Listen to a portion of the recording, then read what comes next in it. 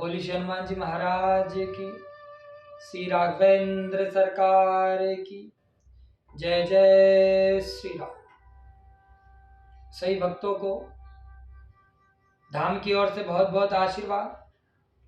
माँ भगवती की कृपा से आप सभी के जीवन में सुख हो, आनंद हो। चलते हैं आज के विषय सत्संग की ओर। क्यों प्रत्येक व्यक्ति के जीवन के लिए सत्संग आवश्यक है और सत्संग से हमारे जीवन में क्या लाभ होता है। तुलसीदास जी लिखते हैं, बिनु सत्संग विवेक न होई, राम कृपा बिनु सुलभ न सोई। सत्संग मुद मंगल मूला, सोई फल सिद्धि सब साधन फूला। अर्थात बिना सत्संग के हमारे जीवन में स्थिरता, धैर्यता, विवेक नहीं आ सकता। और जब हमारे जीवन में स्थिरता, धैर्यता, विवेक नहीं होता है तो हम अपना जीवन और कर्म दोनों ही खराब कर लेते हैं। तो हमारा जीवन ना खराब हो, हमारे कर्म ना खराब हो, इसलिए हमें सत्संग की ओर अपने जीवन को बढ़ाना चाहिए। आगे तुलसीदास जी लिखते हैं कि राम कृपा बिनु सुलभ न सोई। बिना राम जी के कृपा से, बिना राम जी के कृपा से सत्संग हो भी नहीं सकता। अर्थात अगर हमें सत्संग की ओर बढ़ना है तो पहले हमें प्रभु श्री राम जी की आराधना की ओर बढ़ना पड़ेगा। कितनी अच्छी बात कही है कि राम कृपा बिनु सुलभ न सोई। कोई ऐसी व्यवस्था नहीं है सत्संग को प्राप्त करने की भी जो राम मार्ग से होकर करा जाए। अर्थात राम जी की आराधना कर हम सत्संग की ओर बढ़ सकते हैं। अब हम सत्संग की ओर बढ़ते हैं तो हमारे जीवन में उससे क्या लाभ होता है।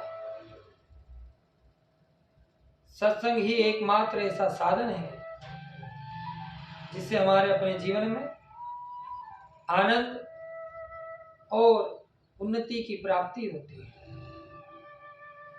बिना सत्संग के आनंद और उन्नति को प्राप्त नहीं किया जा सकता। ऐसे तो मार्ग बहुत हैं, लेकिन जिस प्रकार एक बीज से पौधा, पौधे से वृक्ष और उस वृक्ष में फूल और उस फूल में फल होते हैं, लेकिन महत्वता फल की अधिक होती है, उसी प्रकार सत्संग ही एकमात्र साधन है जिसके माध्यम से अनंत समय तक आनंद और उन्नति को प्राप्त किया जा सकता है।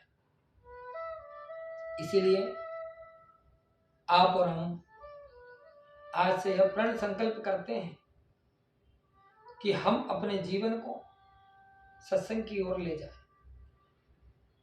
ताकि हम उससे अपना तो कल्याण करें ही करें, हमसे जुड़ा जो हमारा कुल हो उसका भी उद्धार हो जाए। एक बहुत अच्छी घटना है। किसी समय एक राजन अपने शिकार के लिए वन को जाते हैं। वह अपने रथ पर बैठ वन की ओर बढ़ते हैं। उनके मन में एक ही विचारधारा चलती है कि आज बिना शिकार किए लौटना नहीं है। आज चाहे जो हो जाए, मैं खाली हाथ लौटूंगा नहीं। वो वन में चलते जाते हैं। चलते चलते सामने एक नदी, सरोवर उन्हें दिखाई देता है। जब वह उस नदी सरोवर के सामने दृष्टि डालते हैं तो उस नदी में एक हिरण का बहुत छोटा सा बच्चा पानी पी रहा होता है। राजन उसे देख करके बड़ा आनंदमय होता है कि आज का दिन तो सफल हो गया। आज जो मैं सोच करके निकला था शायद वह पूरा होगा। और राजन उस हिरण के बच्चे को शिकार करने के लिए अपने धनुष पर तीर चढ़ाते हैं और सीधा उस हिरण के बच्चे की ओर निशाना साधते हैं। राजन जैसे ही तीर चलाने वाले होते हैं, ठीक उस हिरण के बच्चे के पीछे उन्हें उस बच्चे की मां दिखाई देती है। राजन अपने बाण को रोक लेते हैं और मन ही मन विचार करते हैं कि जब बड़ा शिकार सामने है तो ये छोटा शिकार क्यों किया जाए। मैं बच्चे को थोड़ा सा अलग हटने देता हूं और इसकी मां पर निशाना साधता हूं। बच्चा जैसे ही पानी पीकर हटता है तो राजन को पूरा दृश्य सामने हिरण की मां का दिखाई देने लगता है और वह पुनः अपना धनुष और तीर साधता जैसे ही हिरण की मां को मारने के लिए अपना निशाना साधता है, ठीक हिरण के मां के पीछे उसे उस बच्चे का पिता दिखाई देता है। अब वह मन ही मन पुनः विचार करता है कि जब इन सब से बड़ा शिकार मेरे सामने है तो मैं इन छोटे शिकारों को क्यों करूं। मैं इस बच्चे की मां को हटने देता हूं और आज तो इस बच्चे के पिता का शिकार करता हूं। जैसे ही उस बच्चे की मां हटती है, उस बच्चे के पिता अर्थात वह हिरण राजन को साफ दृष्टि से दिखाई पड़ता है और वह उस हिरण पर अपना निशाना साधता है। एक बार फिर वह तीर चलाने वाला होता है कि उस राजन की दृष्टि उस हिरण के पीछे पूरे कुंभे पर जाती है जहां पर कई सैकड़ों हिरण होते हैं। राजन बड़ा आश्चर्यचकित होता है कि यहां 1 2 3 हिरण नहीं, यह तो बहुत सारे हिरण हैं। अब क्या किया जाए। इतने सारे हिरण होने के बाद अगर मैं एक आध शिकार करता हूं तो यह तो मेरी ख्याति को खराब करने वाली बात है। मैं एक राजा हूं और मैं शिकार के लिए निकला हूं। आज तो कुछ भी हो जाए, मैं इन सभी हिरणों का शिकार करके ही अपनी अयोध्या, अपने राज्य लौटूंगा।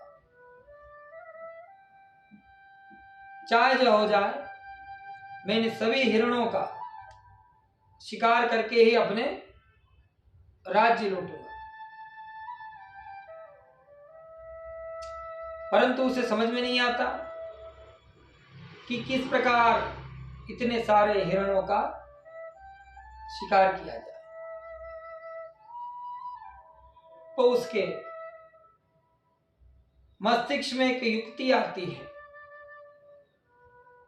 कि चाहे मनुष्य हो या जानवर, सभी को अपनी संतान बड़ी प्रिय है। शायद वह जो सबसे पहले नदी पर पानी पी रहा था, हिरण का बच्चा, यह सारा कुंभा उसी बच्चे का परिवार है। तो क्यों ना मैं उसका शिकार ना करके उसे बंदी बना लूं, और उसे बंदी बना लूंगा तो सारे हिरण अपने आप मेरे बंदी हो जाएंगे, क्योंकि वह तो उसके परिवार के सदस्य हैं। और जब उनके परिवार का बच्चा किसी परेशानी में होगा तो ऐसा हो नहीं सकता कि वह उसे बचाने के लिए आए नहीं। और जैसे ही वह उसे बचाने आएंगे, मैं सभी को अपने जाल में बंद कर दूं।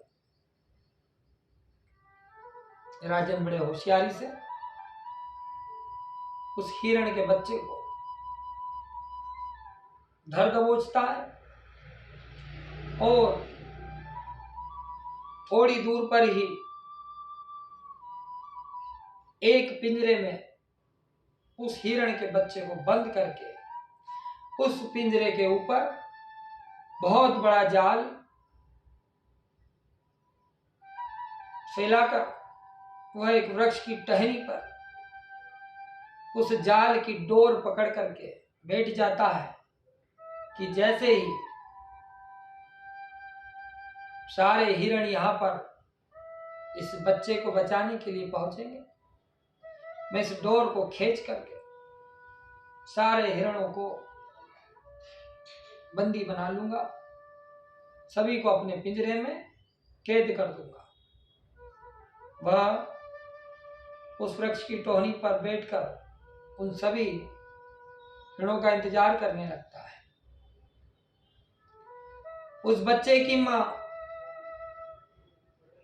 जब अपने बच्चे को देखती है कि उसका बच्चा कहीं दिखाई नहीं दे रहा,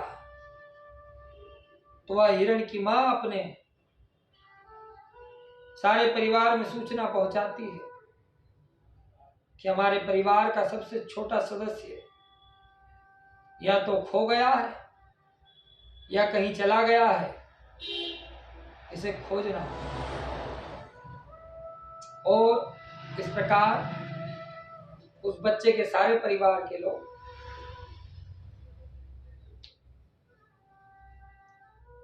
इस प्रकार उस हिरण के बच्चे के सारे परिवार के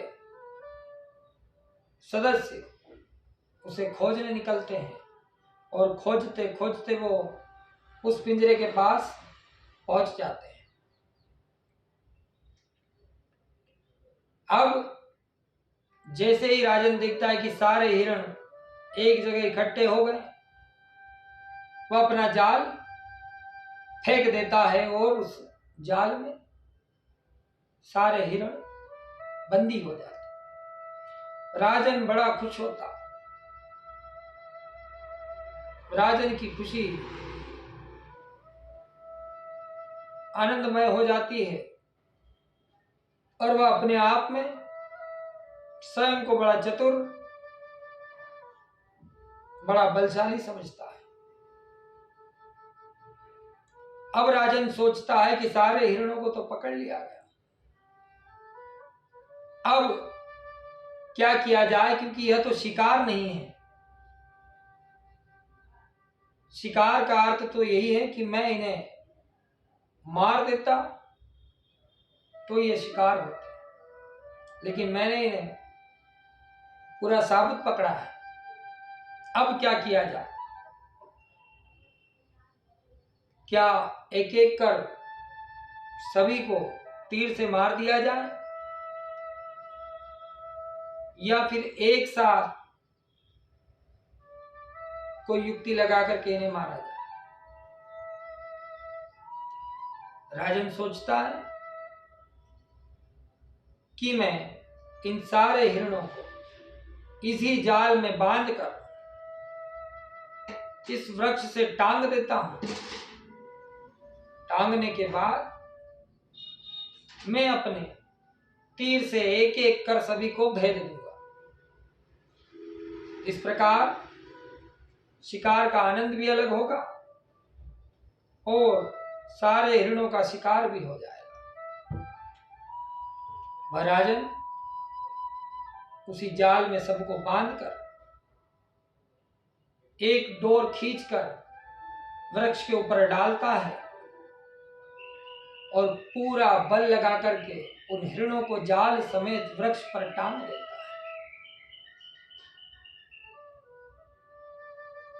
टांगने के बाद वह वृक्ष से नीचे उतरकर उन टंगे हिरणों के नीचे खड़ा होकर के कहता है कि आज तुम लोग नहीं बच पाओगे, आज एक एक कर सारे साथ में मरोगे। वह जैसे ही राजन अपना पहला तीर हिरणों की ओर साधता है। अब राजन के मन में एक ख्याल आता है कि सबसे पहले मैं उसी हिरण को बच्चे को मारूंगा, कि सबसे पहले मैं उसी हिरण के बच्चे को मारूंगा जिसके कारण ही आज मैंने इन सबको एक साथ पकड़ा है।